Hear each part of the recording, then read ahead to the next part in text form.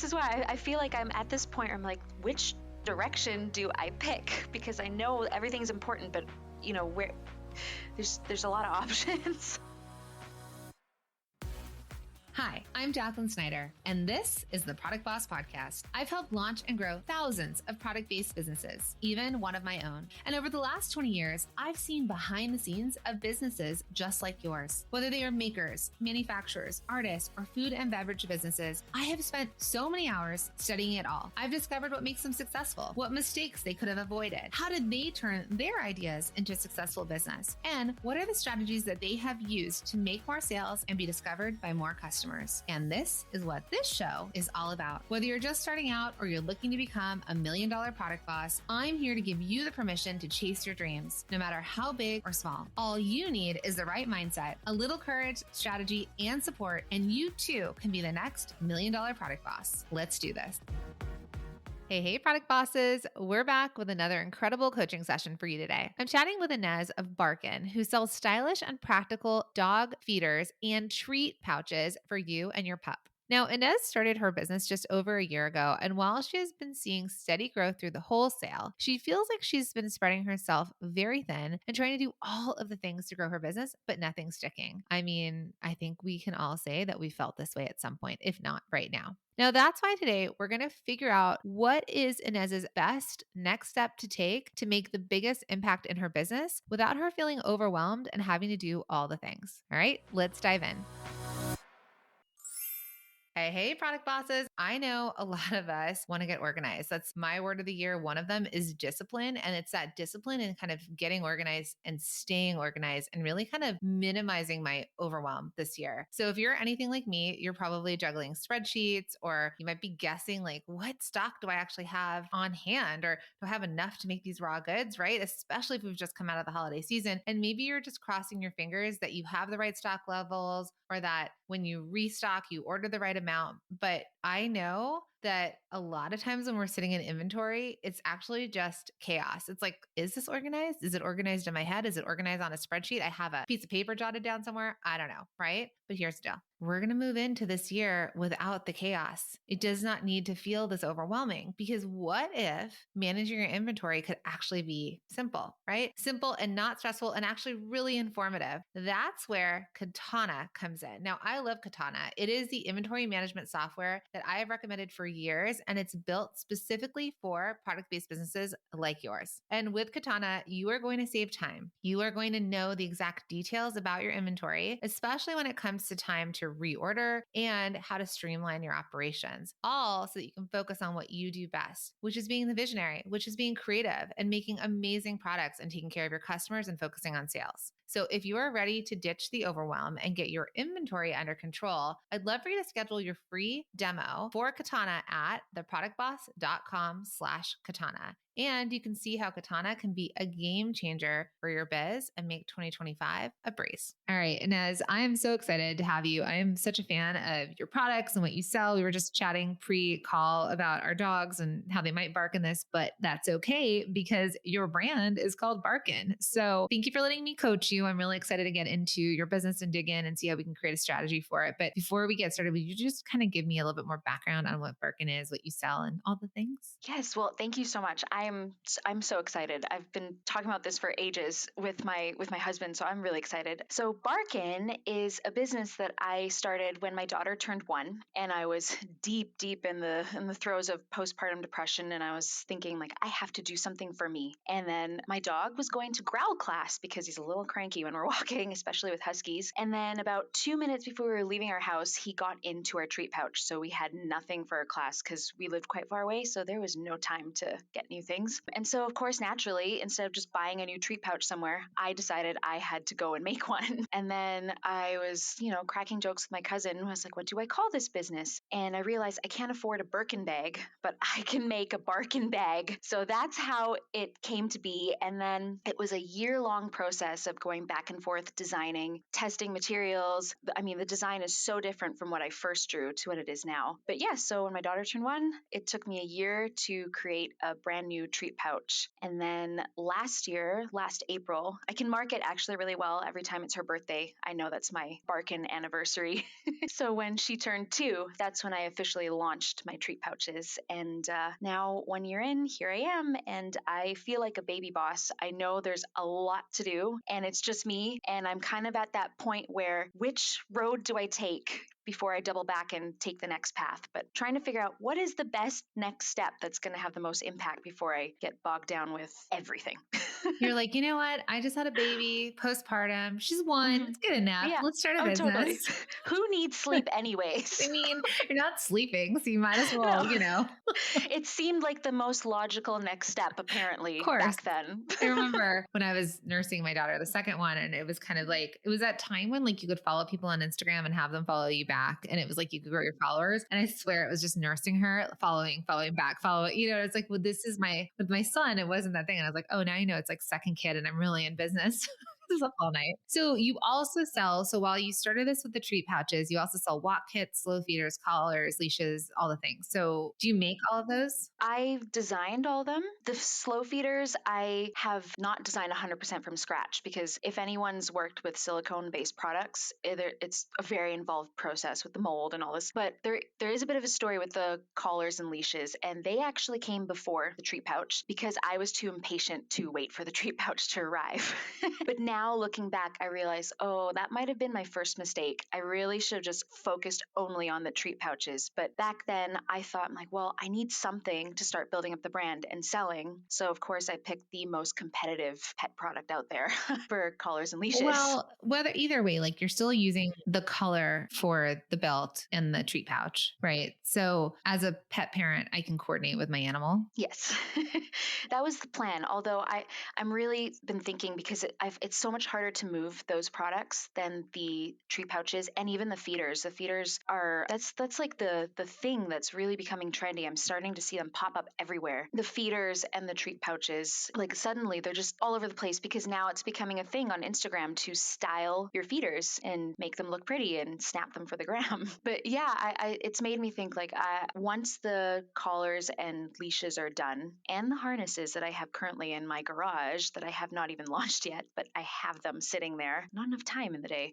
Once those are gone, I'm seriously thinking of not bringing them back and just really following your advice on my bestseller, which is the treat pouches. Okay. And with this, what would be your secondary best-selling product? I think in terms of like the amount that's sold in the short amount of time, like relative to time, it's probably the feeders. Okay. That's where I was going with it too. Yeah, Okay. when I got the feeders, I got them leading up to Christmas because I thought I needed variety. Someone said, "Oh, you need to keep coming out with new things all the time," and I sort of got, "Well, I guess I should try that." And I realized that might not have been the best Oh my advice. God. Everyone, it's all the shoulds. Oh yeah, I definitely for some reason forgot all of your advice and panicked in that moment and went and ordered more things. But at least in that moment, I picked the feeders, which ended up being a happy accident because I got a small order of about 64 pieces just to try it out. And then they sold out, within 2 weeks. And that's when I realized, okay, the feeders are not bad.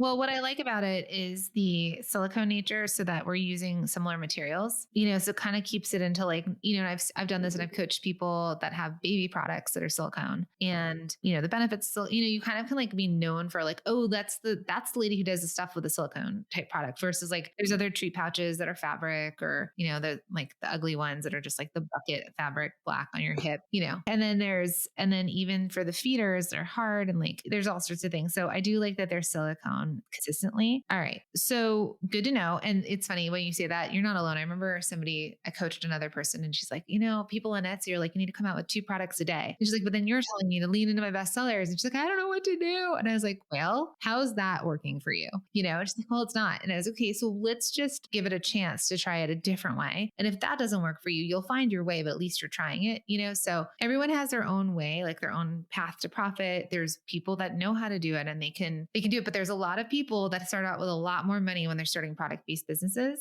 And so they have the ability to make more product, to have bigger collections, to market, to spend money on marketing. Cause like you have to spend money on lead acquisition and conversions and stuff like that. And that's truthfully when I teach it. And because I've started so many startups that are people like you, like me, we're starting out of our homes. We have a good idea. We have families to support. Maybe we're working a full-time job. It's not as possible. So it's like, how do we snowball this and start in one place? Yes, yes. And I've definitely, like, I can already pinpoint the moments where I did make a decision and thought, I really wish I didn't do that. For example, Pinterest ads. I thought it was a good idea, but I realized I'm like, I was not at the level where I should have been spending on Pinterest ads. And I wish I didn't spend that money, because that could have gone into a new color, which people are requesting. But now I don't have the wiggle room to get a new color, because of course I'd have to order in larger quantities to make it worthwhile. So there are definitely moments where I thought, oh, if I could rewind, I would not do Pinterest ads and probably not get too many other types of products when I already know the treat pouches are working.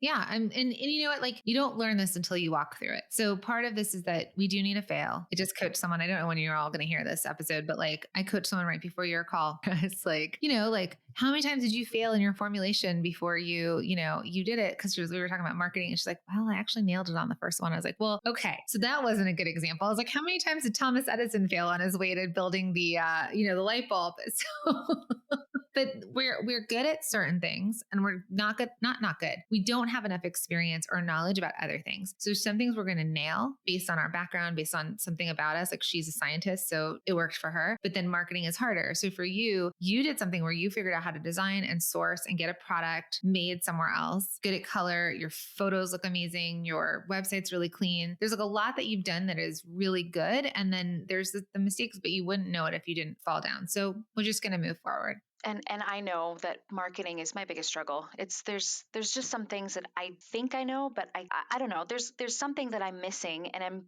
feeling like it must be really obvious because so many people figure this part out. But I have a design background, so that's where I was able to put that to use. But now the marketing side, and I, thanks to MSM, I think I'd like to say I've mastered the wholesale aspect of it, because Amazing. I'm in 35 stores worldwide. Yes. Congratulations. Thank you.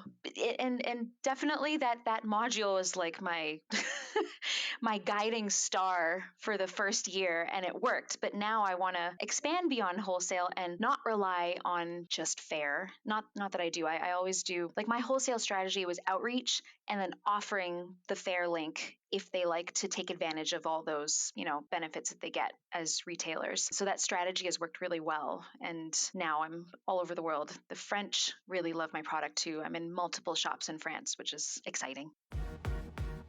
Did you catch that? When it comes to growing your business and figuring out where to start or what sales platform to sell on, you have to understand the things you're good at and the things you are not yet good at, right? And once you figure that out, then you can determine your easiest path to profit. For Inez, she identified one of her biggest struggles as marketing. So she overcame that by directly jumping into wholesale because she had the module inside of Multi-Stream Machine. Specifically, she wanted to focus on getting onto Fair and getting her products, and which she did, into 35 stores worldwide, right? Where she could sell to other people's customers and audiences. Now, when you start to know your own strengths and weaknesses, what you want to do and actually what you don't want to do, which is amazing, right? That is the key to figuring out where to start. And if you need the permission, I'm giving you permission right now to do what feels best for you and your business. Okay. So it sounds like you said that you want to figure out like a roadmap to give you the right direction. So the things you wanted to touch on from your intake form were how to get direct to consumer sales, like so more traffic to your website, and how to grow your email subscriber list. Does that still sound where you want to go? It's still there because I understand that email is one of the highest converting platforms. Is that But what we call nobody it? uses it. I really, really want to. It is my biggest goal because I know it's such a good one, having subscribed to so many things. And I mean, that's how I found out about MSM. And in the fall, in one of the 5-day challenges, and actually the big thing was I won the Dymo. Oh, you got the printer. We I give away the did. Dymo printers. I took that as my sign from above that this was the time to join MSM and go full into Barkin. That was my sign from above. I remember you even said, "Oh, this course is going to work for you," because I remember saying, "I feel like I've tried tried courses and I don't know, nothing's happening. I don't know what I'm doing. So And now you're in 35 stores worldwide and you only use one module. yes, that's been my main module to watch over and over again to figure it out. Mostly because I knew I needed a cash injection. I had to start right away after putting money into the product. Yeah. And I think, and one of the easiest paths that I see for people is sometimes wholesale, because I feel like, because it's funny, a lot of people that I coach now, they think Fair is the only way because Fair has done such a good job at marketing and people, it's an easy platform, the same way that Etsy became an easy platform. You come up with an idea, it's a platform you can get your stuff loaded up onto, and they're more or less driving the marketing to the site. So Fair would be Etsy comparison for wholesale. Now, while I super appreciate what they've done and they've made that, it has become, there's a lot of brands on there and it's way more flooded that it's been harder to discover brands. So people sit on there and they don't get sales. And I am not a person that sits around and waits for things to happen. Like, I'm like, how am I going to go make it happen? And I think I try and instill that into like the community and people who listen to me on the podcast. And so truthfully, I still stand by everything I teach. I mean, not still, it is the way. If I were to start again, what I teach in the MSM module, let's say for wholesale, is how to, like you said, outreach, how to go find the people. And then if you want to use Fair as a transaction portal, 100%, you pay zero fees for giving them this easy way to transact with you. But we have like this really clear way of being able to find them. And then it's like you said, you needed a cash injection. And if you just got on Fair and waited for people to find you, that is not a cash injection. And then there's a lot more lift. And I say lift like effort, which we're going to dig into to get people to your email list to convert, right? Even Amazon, I love Amazon, but you got to play in the Amazon playground. We teach like how to run Amazon ads because you do need pay per click. I think in person is another easy way to get sales right away, but you got to find an in-person marketing, get into it, right? So wholesale to me is a way that I can pick up a phone and start to take action and get people to answer and then just start to weed through people. So I love that you did that because that's how you get discovered, even by being in new stores and people discover Barkin and then they come visit your website. Yes, and I found that when I did that, because I was getting more orders, I guess whatever algorithm Fair's got going, they've started feeding more shops to my profile there. So I would say like a good 50% of the stores that I'm in found me through Fair, but only after I, really pushed and emailed a ton of people using a template and just attaching and pictures and hoping to hear back. And the interesting thing is, I try and do this regularly still because I've had shops that I reached out to them and they finally emailed back about 5 months later. They just didn't have time whenever I sent it. 5 months later, suddenly they're interested. And so it's been a good way to do it. And I would say, I was looking at my numbers and I would say now a solid 80-85% is wholesale. But I would love to get more direct consumers because obviously my margins would be much better if I could sell directly. And I know like I have the proof that my product sells. And people want it because I've had shops doing repeat orders. These haven't just been one-offs and then never heard from them again. So I know it's out there and people want it. I'm having a hard time finding those people myself. And my Instagram's growing, but I'm really discovering that the numbers on Instagram of followers mean absolutely nothing. It has not translated to anything really other than getting photos of people who've already bought it from shops. Well, like you said, it's photos of people who've already bought them from shops. So knowing that, and this is how Kim Kardashian discovered my product, was that I was on the shelves in a shop, more like in a bowl on a shelf in a shop that she was shopping at. And she would have never like been Googling me or finding my website, but she discovered me in a store, which means I know we were talking about Kim, but like there's so many other humans that discovered my product in a store. So as a strategy, you will start to see, and this is exactly what happened for me. I did direct to consumer. It was hard to get people to, like, I launched to crickets, right? Only my friend bought for me and then her friend a few weeks later. And there was like no one. And so I was like, I need to find what works. And so I knew I could do in person because that was very easy for me. Like just go set up a booth. So I tried in person. I got feedback. I got to know what do they like? What do they not like? What are they reaching for? I got like immediate feedback. Then I launched wholesale, which is like the stage that you're at. And that's when people started discovering me. The brand started being known. Carrie Underwood wore it. There were celebrities, it was like this combination. It's the multiple streams of revenue and eyes on your business effect. And so that all compounded and started to drive more traffic to my website. So without me having to do a lot, I started to make sales or have my brand recognition, and then they could buy. And I was able to get better at what I offered on my website because I knew between wholesale buyers and between the feedback I got from in person, what they wanted. And then I could keep tweaking my site. So I think you're on the right path. Like you've got the right path to profit. And then now we're talking kind of like a next level of how to get them, like how to drive traffic to your site website and then how to convert them. So, what do you do right now to create brand awareness? Like, how are you marketing? Oh gosh, this is where my baby bossness starts to show.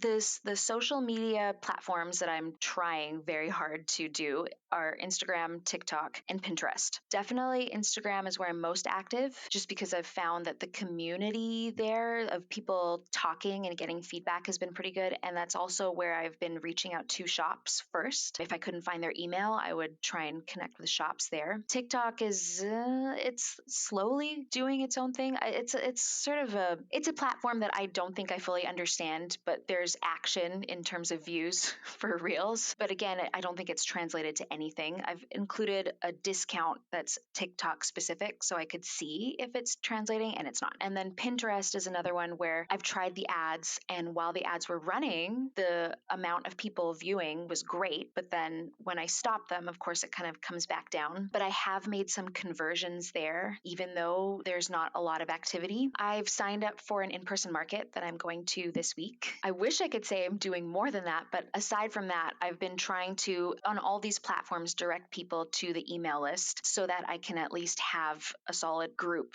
of people that I'm talking to. And to get them to sign up to my email list, I've got the discount. I've got a free ebook on slow feeder recipes. I do a monthly giveaway just for the newsletter list of getting a free pet portrait. And then I try to send an email at least once a week and not flood them just with sales.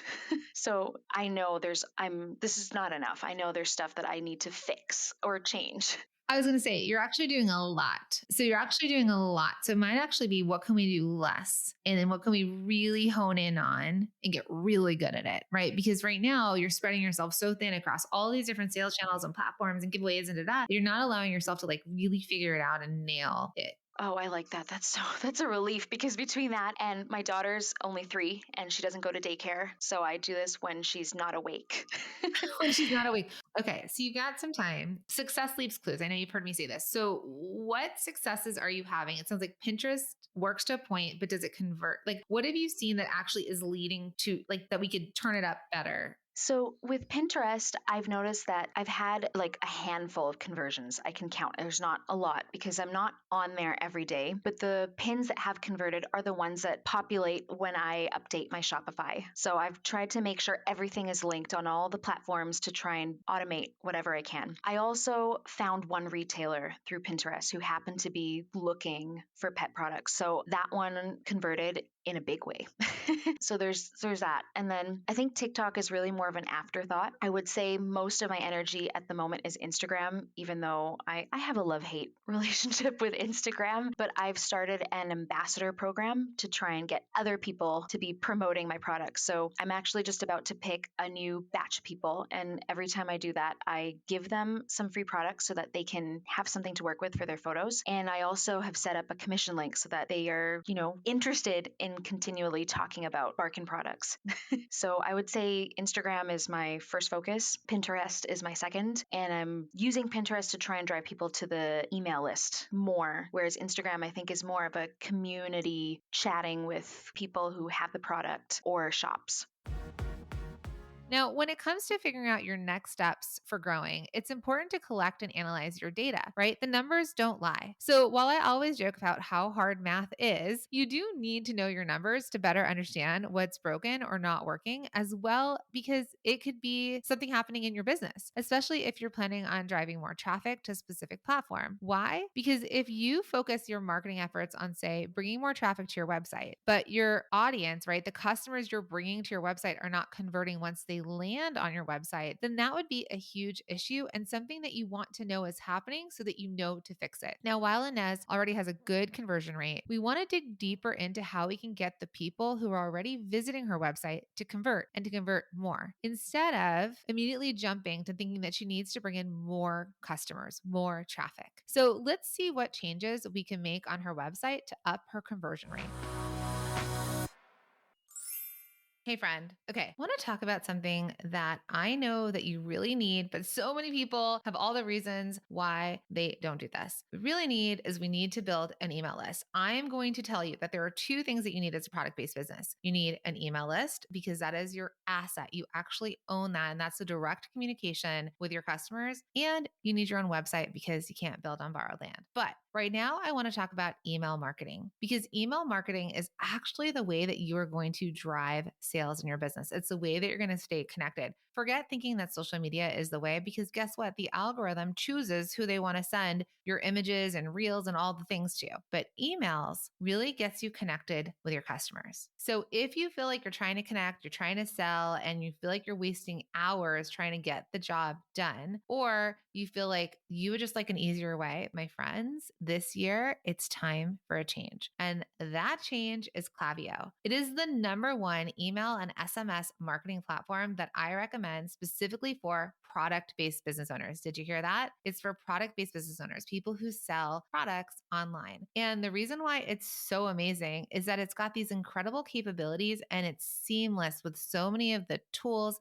and the platforms that we recommend. So with Klaviyo, you can send personalized messages, you can automate campaigns, and here's the best part. You can boost your sales and your revenue without having to do much more than type in a few things into your keyboard. Okay? So Klaviyo makes your emails feel like they are talking directly to your customers, right? Your customers are going to feel like it's a one-on-one conversation with you, and it's super easy to set up. Even if tech is not your thing, trust me, tech's not my thing either, and this is amazing. So if you're ready to see it in action, I'd love you to get started for free now. All you have to do is head to theproductboss.com/Klaviyo. That's theproductboss.com/KLAVIYO and turn your email list into your best performing sales channel that you own. Hey friends, are you unsure of what to say on social media or what to even send in your weekly emails? Well, what if creating content could be easy? Would you be looking for a shortcut to creating consistent content? Yes, consistent content, because you know consistency is key. Well, let me tell you, you are not alone when you feel like you're struggling on what to post or what to write in emails. And we know that you have that product part of your business down. But as you're listening to this podcast, you probably already know that to get more people to your products, to buy your products, you need to create great content. Oh, I know. I keep saying content, and that's the dreaded C word. And we can't tell you how many product bosses tell us that they want to create great content for their audience and their customers, but they don't know what to say, or they are so busy they can't find the time, or they really, really, really don't want to be the face of their brand. Well, no worries, because that's exactly why we created a year of content. It is your shortcut to creating consistent content that resonates with your audience and brings more loyal customers who can't wait to buy your products. If you want to see how easy this is and how easy it is to create content for your audience and your customers, head to www.ayearofcontent.com. Are you making sales direct to consumer right now? Are people buying on your website? Yes, but only a handful a month. It's not much. I Like can one a week? count, and not Okay. even. It sort of comes in waves. It's one of those things where there was one week where suddenly I had like 5 over the weekend, and then it'll be silent for a while. Okay. And then yeah, it comes in waves, I've And then noticed. do you track how many site visitors you have a month and then like the bounce rate? Do you know all that data? Well, as much as I've gotten from Shopify, I don't have what's it? Google Analytics. It's on my mile long to-do list to figure that out. So in the last 30 days, it's not enough. It's under 1,000 store sessions. So I know I need to try and get more traffic because obviously that's just not enough to. I know the conversion rates are like 1 or 2% if you're on a good place. So yeah, that's why I know I'm like the biggest things I want to do is grow the email list, try and drive traffic. I feel like I'm floundering with driving traffic. I know Instagram is not the place to do that. They're not going to my website from Instagram. So Pinterest I think is the main one that I've got linking back all the time, and then the email list. But on Instagram, there's Instagram Shop. So you do have shoppable. So it is technically still to shop off the platform. Because what I'm trying to figure out from you and understand is if we get the traffic to your site, because we could look at all the places that it could be broken, right? So we could drive traffic. So let's say we get the traffic to your site. Does your site, do people bounce? Does it convert? Where do people go when they get to your site? Do people put stuff in the cart and then they abandon cart, right? So if I can kind of understand, it could be, okay, we've got no traffic, but let's say we made it, we pushed a lot of traffic to it. Is there a place that the site's not converting and they fall off or not? And I just want to see if you know any of that info. I get, so in the last, let's see, let me just look at the last 90 days. Maybe that's a better like sample. I've had about 110 add to cart sessions, but only 47 of those have reached checkout. And they converted though? And even less than that have converted. So I know there's something I'm missing there. I've played around with my shipping, trying to just I've got the free shipping thresholds. I've tried just calculate based on their location. Now I've switched over to flat rate shipping because I thought maybe it's the surprise shock of shipping costs when people are so used to free shipping everywhere. In Canada, I find that shipping can get quite expensive, almost more so within Canada. You're not alone. It's more expensive for Canadians to ship to Canadians than to send to the US.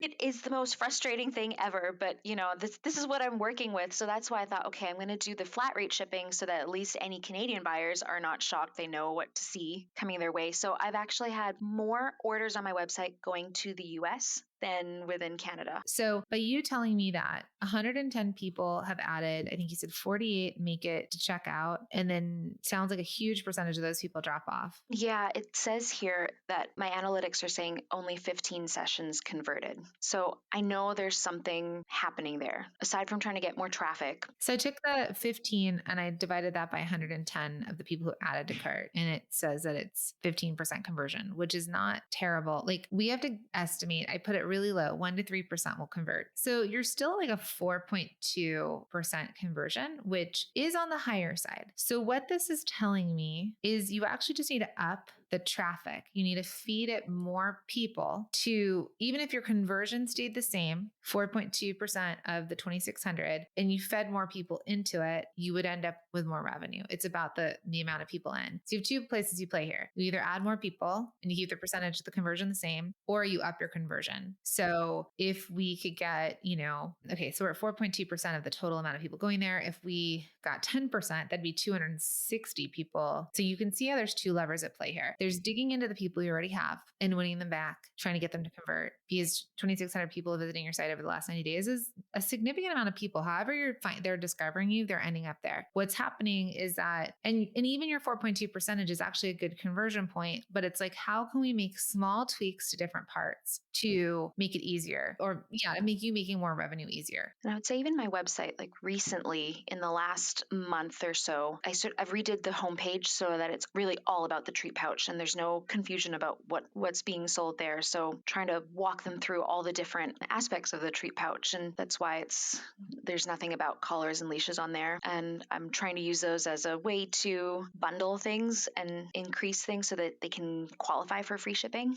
So your free shipping threshold is high. Now they're going to have to find something. If they don't want to pay shipping, they're going to have to find something that's going to add to it. You could use things like, and this is like digging into Shopify because I know you're using Shopify, there could be like upsells and cross sells. So there's also ways that like next to it says like free, you add $8 more for free shipping, right? So like it like will show them like you just need to add to your cart. It could say like customers who bought this also bought this, or like add to your bundle and add the collar and leash, or add a slow feeding bowl to it. Like you can look at people who are already buying from you. What are they buying? What else are they putting in the cart? You have that data of like your customers are exploring your site. If they buy more than just one pouch, do you know what else they're putting in? So the feeders are generally pretty new to the website. So I've noticed that started to get added to cart more. But I think every time I've seen orders that are higher than 45 or 50, people are buying 2 treat pouches. I think they either are getting themselves a different color, or I've seen people order the same color 2-3 times because they might be giving it as gifts. And funny enough, they're not actually adding collars and leashes, which would be an easier add-on. Not as much. Occasionally, yes, but I think the only time those really start started to take off more is when I had a sample sale. Okay. So it could be a buy more, save more. And so you could even have like save 10% when you buy two or more, for example. And like it's an automatic code that if I put two or more, I get 10% off, for example. Or maybe it's even just a buy two or more and get free shipping. It's incredible. But I mean, I'm the same when I'm shopping. So yes, that makes total sense. Which is why they're going to abandon cart. And inside of Multi-Stream Machine, which I know you're in there, and I don't know if you've seen it, but we added in a free shipping threshold calculator. I haven't seen it yet. I feel like I'm at the point where I need to dive back in again and do a big refresh of all the things. Yeah. So I think use the free shipping threshold calculator because you can figure out like how much should it actually Well, be. it was lower. And then when someone ordered internationally, I realized that I think I had it at 150 and it just didn't make sense. I ended up spending so much on shipping because it went to Asia. And that's when I realized I made a mistake in the numbers for at least the international. Why don't you not sell international right now? Just focus on US and Canada, take off international. And then internationally, you could put on like your store list, your stockist, like where they can buy internationally. So you drive traffic to retailers or let's say it was somebody, I don't know, in Japan, you might be like, oh, there's people inquiring from Japan. Somehow they're seeing it. Or maybe I have a store in Japan because I used to sell to Japan. And you may then contact stores in that place and be like, I'm getting a lot of inquiries. We don't ship international. You could be like some of our retailers that we could send traffic if people contact us. I've actually it's funny, this past week, I've had multiple emails for people asking to distribute Barkin in South Korea. And I don't know where somewhere in the US for the big box retailers, but I feel like that's a whole other beast that I have to figure out. I don't know anything about that yet, but I do have some interest in Asia now. Yeah. And that's what happened with me. I had a Japanese, so it's a buying group. So what they did is, what I loved about the Japanese buying group was that they actually bought the samples for me versus other places would be like, send them to me for free. Right. And so I like got this huge order. They were buying all the samples. Then they had the samples internationally for me, like in Japan. And then they would reach out and then they would sell to stores over there. And so I made money on the front part and then on them being that. So absolutely, because wholesale is a route that you're taking, it could definitely be something that you explore a buying group. I'm not sure about the US one. You just want to like qualify people. Yes.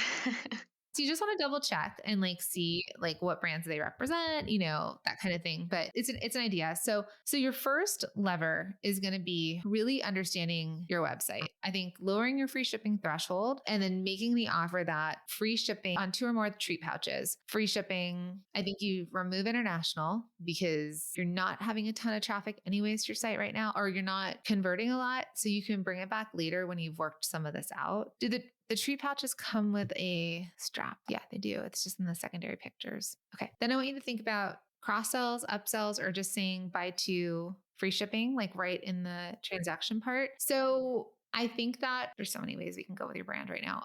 This is why I feel like I'm at this point where I'm like, which direction do I pick? Because I know everything's important, but there's a lot of options. Yeah. So I think if it's something like customers love to buy two, or like you put some sort of quote, like this is why I loved buying two was because I could like easily rotate them, right? Like, or I could change the straps and you might show people changing the straps. Now, is it something you do right away? Maybe, maybe not. It might be an add-on, like change your straps, but you would have to order your SKUs in a different way. And so it's a little complicated. Yeah, it's something I'd thought about, but just from like a logistics side of ordering the new straps and having to get like large volumes for this, I don't feel like I'm there yet. But if I can increase the volume of sales, that's definitely something I'd thought about. Yeah. So you can do a couple things. You can either source straps, like handbag straps that you source and you become like really fashion forward with them and you don't manufacture them, but you source and resell. You can wait, or you can show it that when they buy two, they can interchange the strap. So then it's seeding in my head as a customer that I can change things up. And like, I'm like, oh, I should buy two because I really like the pink. I really like the green. I can't choose which one I want. So if I buy both, then I can actually do the combo I want. And then again, another brand I always talk about is Dagny Dover, and they do a really good job. Same thing. They're kind of like you. They're solid colors. They sell these kits, which you don't have to get into yet, but they like they have their best sellers and people really buy these based on color, but they're more expensive. So I'm not going to have multiple backpacks, but I will have a backpack and a fanny pack and blah, blah, blah of like the brand. Right. So, and then you can see again, save 20% with kits. So they're like telling you like, I can save money if I add things. And then they actually give me the kit and then shop all kits. So this is another really good brand to look at when you're thinking about how do they show stuff. So I think that there's more places that you can pull from.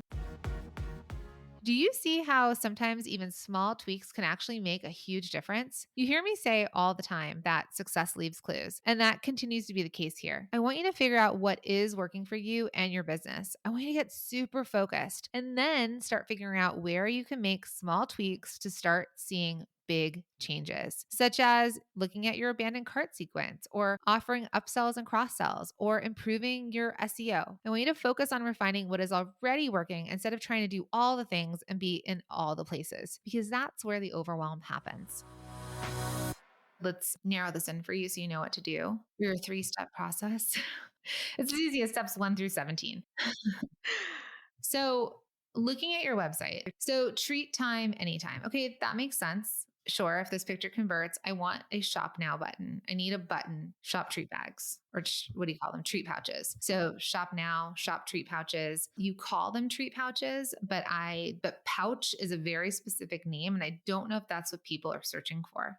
Okay. So from an Yeah. SEO perspective, in Right. MSM, we teach you how to search SEO. I want you to go look and see, are people searching treat pouches, treat bags, treat holders? Like what are training belts? Like what are they actually searching? This is like when I did my company and I realized I was like totally off and I was like helping you launch from a brand up. And I was like, nobody's looking for like launching from your brand or whatever. So when I changed my SEO to how to start a clothing line, everything changed. So that's one place that would be like a tweak from an SEO perspective to use language, because if they're not searching the word pouch, now it could be a Canadian word.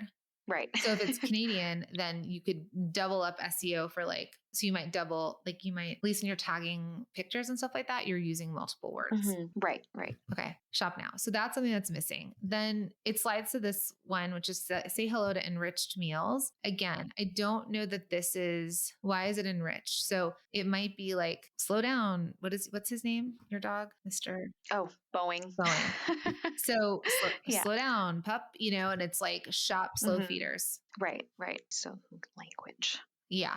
Very kind of practical and very direct. You need very direct call to actions. If these were sold out, this is a great marketing moment to send an email and be like, slow feeders are back. And then you may even and the other thing that people don't realize that they do is they keep the same hero images up on their website forever. But your hero image needs to change to your marketing schedule. So if you're going to pitch slow feeders to me this week, then slow feeders should be the thing I see when I land on your site. It should be the thing I see on your social media. It should be the thing that I get the email about. And when I come here, I click and it takes me to slow feeders. And that's what you're marketing this week. And then next week, if you're going back and you're going to be selling like bundles or 2 pouches, free shipping, and then you're emailing about that, you're putting it on your homepage, you're putting it on Instagram, like wherever it is, then it's like, okay, now I know what you want me to buy. So it's okay to change your marketing and you want to change your homepage to match your marketing. Okay.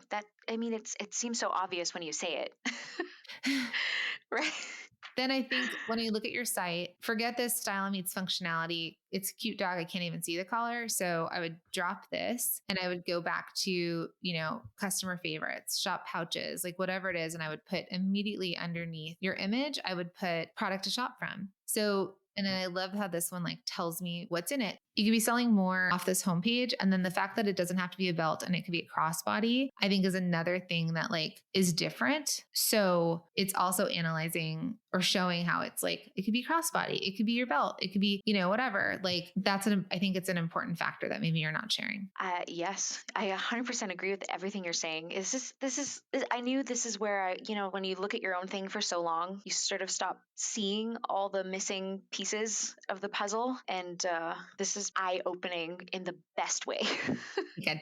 So you're getting a mini audit at the same time. Then when I go to shop, And if you want to list out your products like treat pouches, walk kits, slow feeders, collars, leashes, those are more important than contact and Barkin World. So it'd be way easier if I could just shop from this navigation. And we talk about this inside of multi-stream machines, how to like get them to convert better and things like that. But if I could see what I could pick from, then it's like listed out here. Jewelry companies do that a lot, or cosmetic companies. The other thing is, depending on you see how your app lets me roll over. I would like you to show me when I roll over it that I can see like on the different ones, like I see one picture where she's got it crossbody and one picture where it's on the belt, or like that your scroll over shows that it could be worn a couple ways. I actually think, especially for women, because it's probably more of a woman's product. I would say the majority of buyers are women. I've had some men buy it, but very few. And then they tend to be millennial, Gen Z, Yeah, they're wearing that Louis don't have Vuitton human crossbodies. kids. Yeah, yeah, yeah. They're like their dogs are their babies. Yeah, they're wearing like Louis Vuitton fanny packs. Like they're so cool.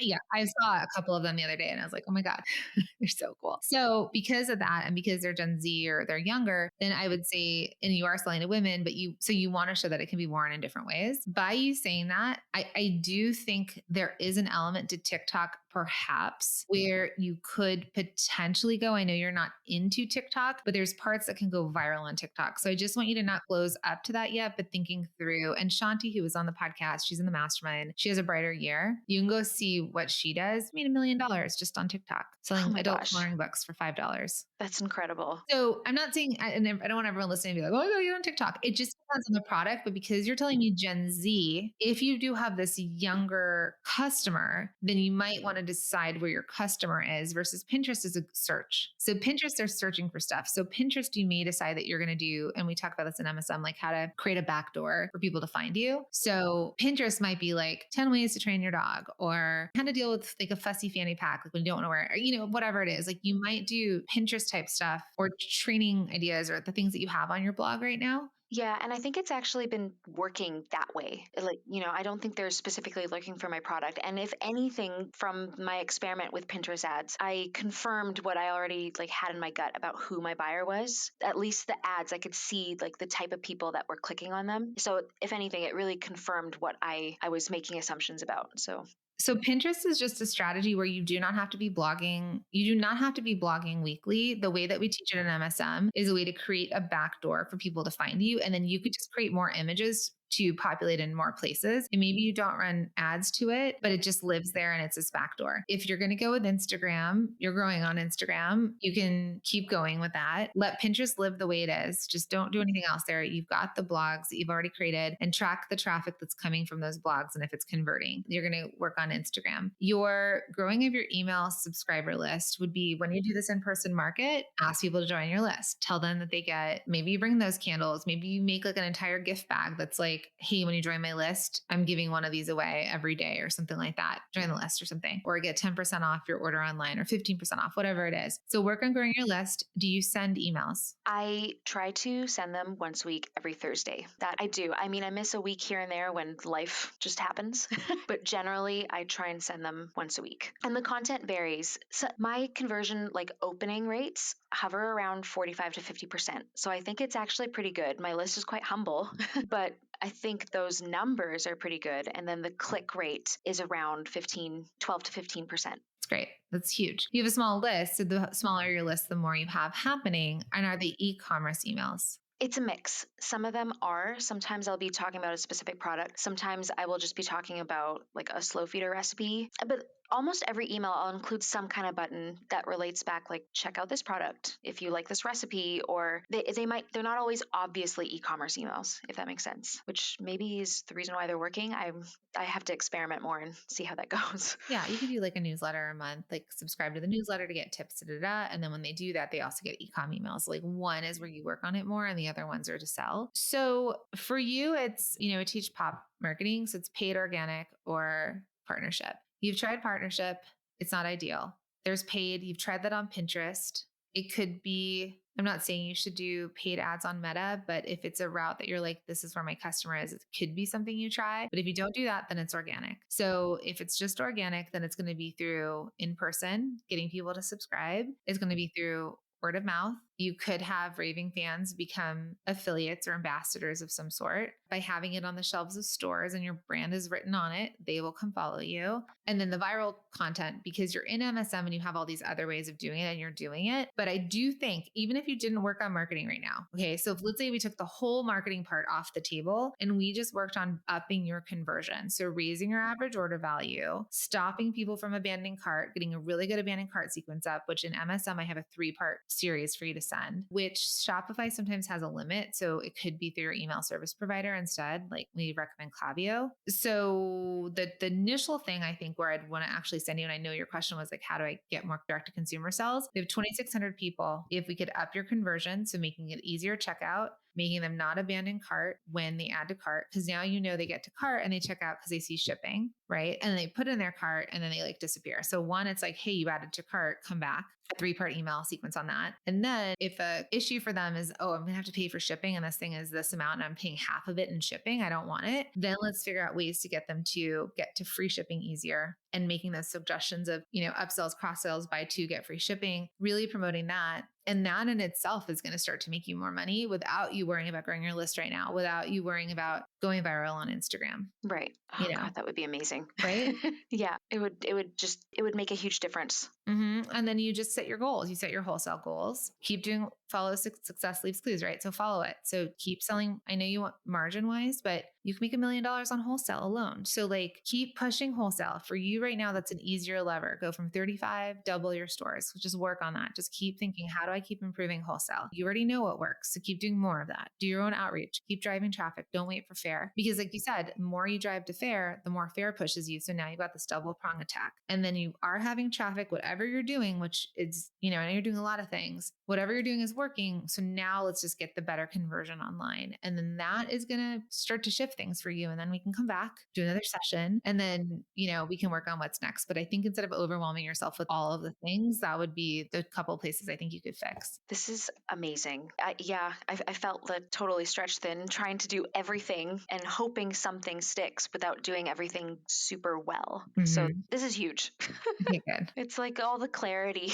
Good. Like you said, sometimes you're up close to it and like you've been a student for a really long time. So like you're nailing it. You're doing a really good job at the things that you're doing. And then this is why like getting one-on-one coaching or continuing like your knowledge and your business and stuff like that is just like you keep tweaking, testing, trying. And I know that this happened for me with my brother. He was working for me like one summer and he was like, if you're trying to do everything, you're doing nothing well. And he's like, you're making $0.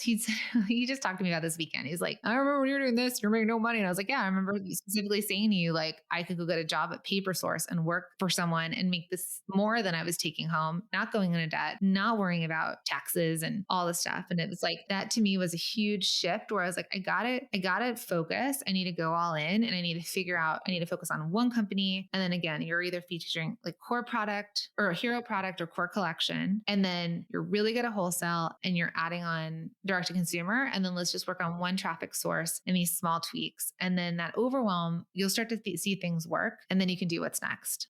This makes so much sense. It's like, it's just sometimes you need to hear it from someone else. Yeah.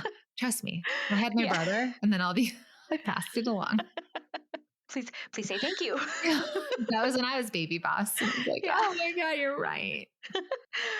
Oh my goodness. Your product's awesome. How can people buy from you, support you, all the things? They can come to shopbarkin.com. On Instagram, I'm Shop Barkin. Basically everywhere we are Shop Barkin. No apostrophe. That's just in the logo. But in all the handles and the URLs, shopbarkin.com. And buy 2 pouches. And then you can intermix the straps and make cute little accessories and all the things. Mix and match. Build your collection of colors. I like that. Mix and match is a great idea. All right, Ines, thank you so much. Thank you so much. This has been incredible. I am eternally grateful.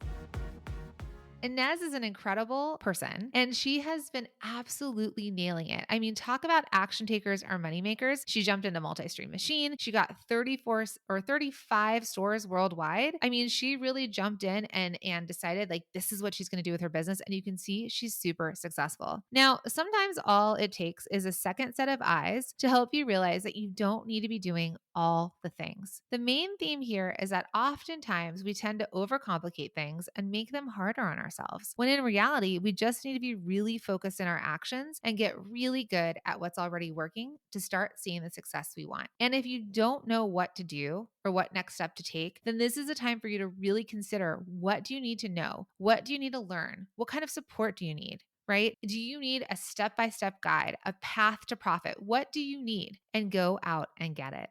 Because it's not always about doing something new, but rather it's about honing in, testing and trying, and tweaking until we become really good at what's already working in our business. And then we can continue to build on that. So you do that until you start to see it start to work, and then you get the results that you're looking for. I hope that you loved this coaching session as much as I did. Inez has a beautiful, amazing product. Make sure to check out her products. And if you have a dog or someone that you know, go out and support this product boss. And I'd love to hear from you. So send me a message over on Instagram at the product boss. That's where all the things are happening. You get to see behind the scenes. We have some really funny videos, and we're there to support you along in your journey. And if I could ask you before you go and move on to the next episode or whatever you're doing in your day, would you mind taking a moment and following the show? And if you feel called, would you mind leaving a review for the podcast? It really, really helps us reach more product-based business owners out there. And I read every single one of them. And they really just touch my heart when I read them. And it keeps me going and keeps me motivated because I know I'm on the right track and supporting you twice a week on this podcast. All right, my friends, till the next one.